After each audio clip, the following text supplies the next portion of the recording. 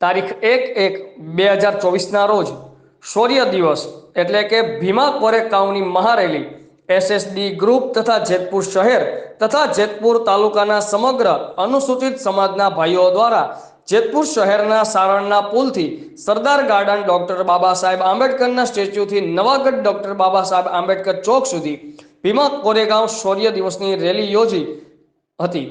Navagadh doctor Ambedkar ચોક ખાતે મહાસભા પણ યોજવામાં આવી હતી। રિપોર્ટર રવિભાઈ વિંજુડા, આઝાદ મીડિયા લાઈવ, જેતપુર।